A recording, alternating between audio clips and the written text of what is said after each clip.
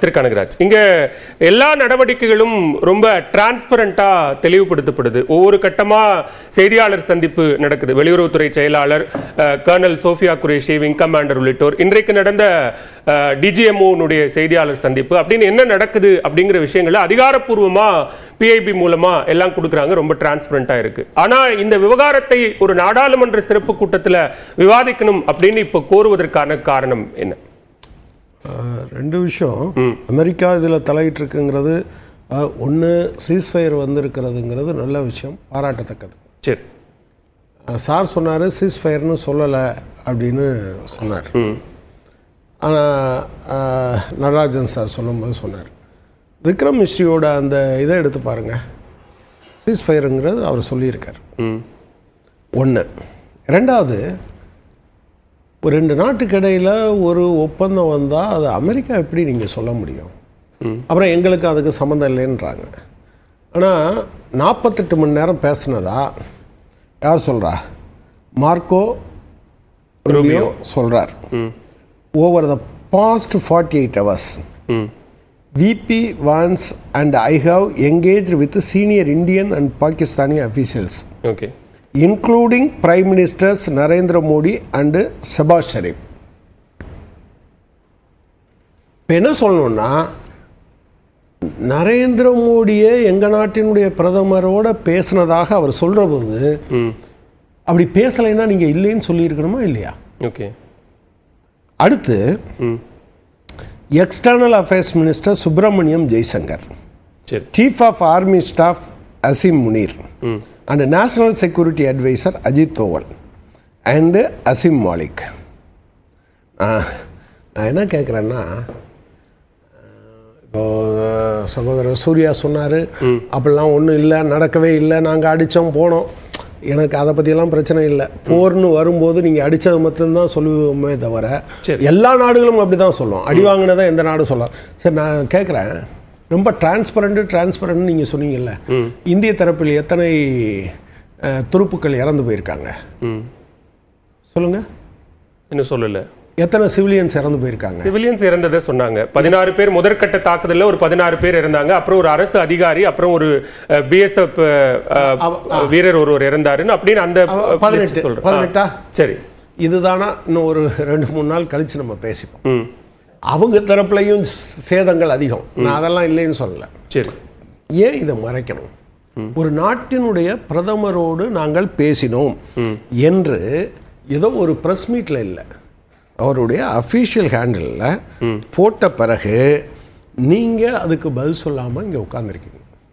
ரெண்டாவது, அமெரிக்காவை பொறுத்தவரை அவங்க ஒன்றும் லேசாக தலை நுழைச்சாங்கன்னா என்ன நடக்கும்? இதுவரையிலும் காஷ்மீர் பிரச்சனைக்கு நாங்கள் மத்தியஸ்தத்துக்கு வாரோன்னு யாரையும் நம்ம சொல்ல விட்டதே கிடையாது. சரி, இது இருதரப்பு பிரச்சனை, ஐநாவுக்கும் போக முடியாது, எங்கேயும் போக முடியாது. முதல் தடவையாக அமெரிக்கா சொல்லியிருக்கு. அமெரிக்கானுடைய நேச்சர் உங்களுக்கு தெரியாதா? நான் சிஎன்என்னுடைய ரிப்போர்ட்டர் ஒருத்தரோட பேட்டி இதில் இருக்கு.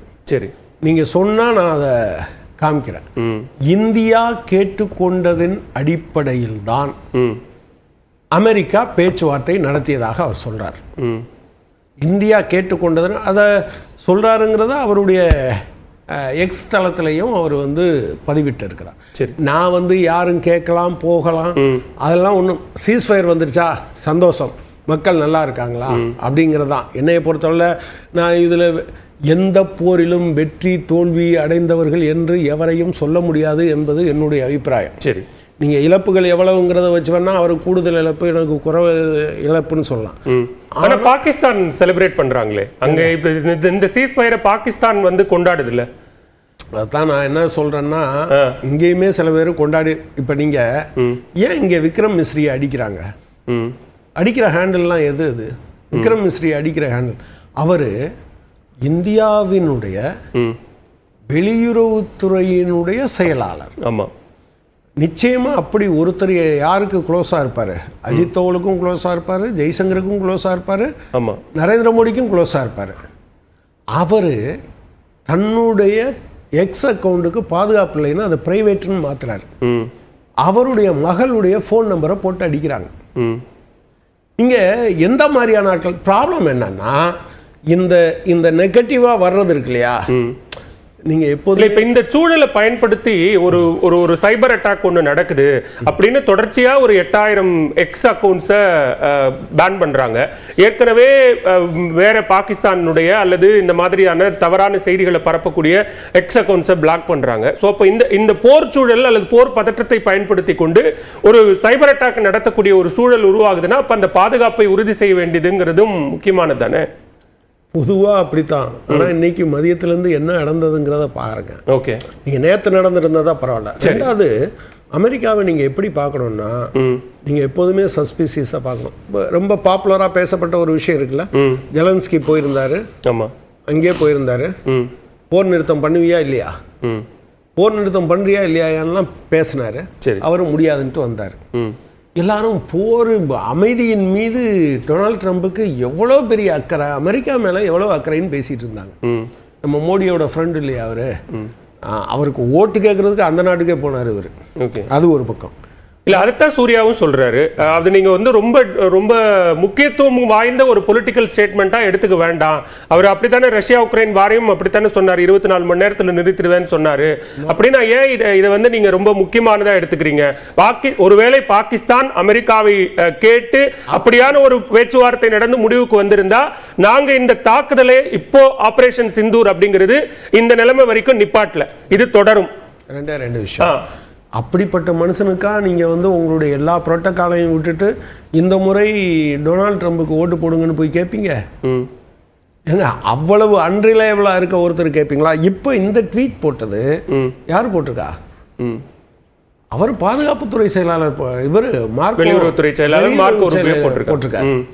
அப்போ நீங்க அந்த ஊர்ல யாருமே பொருத்தமற்றவர்களா? ஸோ அப்படி சொன்னவர் தான் அடுத்து வந்து உன் ஊரினுடைய இயற்கை வளங்களை எல்லாம் எனக்கு கொடுத்துரு. சரி, இப்போ சமாதானத்தை பற்றி எல்லாம் கவலை இல்லை, இப்போ சண்டை மட்டும் தான் கவலை அப்படின்னு சொல்லிட்டார். ஓகே, என்னை பொறுத்தளவில் என்னன்னா, இதை கொண்டாட முடியாது. இப்போ தீவிரவாதிகளை பிடிச்சிட்டோமா? பிடிக்கல. 26 பேரை அடிச்சிட்டாங்க அப்படின்னு சொல்லி நிறைய பேரை நம்ம பழி கொடுத்துருக்கோம். எது தரப்புலையும் நிறைய பேரை நம்ம கொண்டிருக்கோம், அதெல்லாம் வேற விஷயம். ஆனா நீங்க கன்வென்ஷனல் வார்ஃபேரை தாண்டி டெக்னாலஜிக்கல் வார்ஃபேர் போன பிறகு நீங்க ரொம்ப நிதானமா டீல் பண்ணலைன்னா, நீங்க இவங்க கொஞ்சம் அட்வான்ஸ் ஆயிருந்தாங்கன்னா நம்ம ஆட்கள் எப்படி வருவாங்கன்னு நீங்க தெரியல.